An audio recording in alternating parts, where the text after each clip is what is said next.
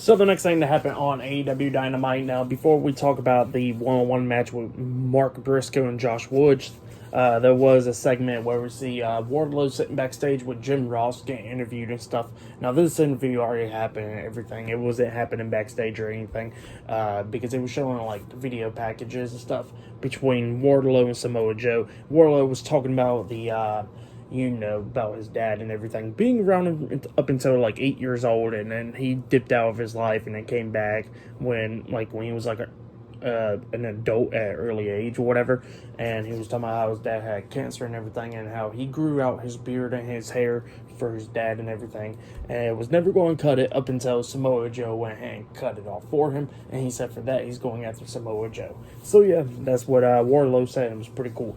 But then we get to the next match. It was one half of the Ring of Honor Tag Team Champions, Mark Briscoe versus Josh Woods, one-on-one with Smart Mark Sterling at ringside. Now, during this match, while the referee was distracted, we see Mark Briscoe run to the ropes or whatever, and he got dragged out the ring by Arya Daivari and Tony Nese, who was beating him down, up until we seen Rey Fenix and Penta Zero Miedo come up. The Lucha Brothers come up and start brawling with Tony Nese and Arya Daivari at ringside and everything. And then during this match, Mark Briscoe was doing pretty good and everything. He lays out Josh Woods with the Death Valley Driver onto him. He climbs up the top turnbuckle, jumps off with the elbow drop, pinning him for the 1, 2, 3. So yeah, Mark Briscoe defeated Josh Woods tonight on Dynamite. That's what happened. It was a pretty good match. I give that match 2.5 stars. That's why I'll give it. Mark Briscoe was doing pretty good. And I think he is signed to AEW officially now.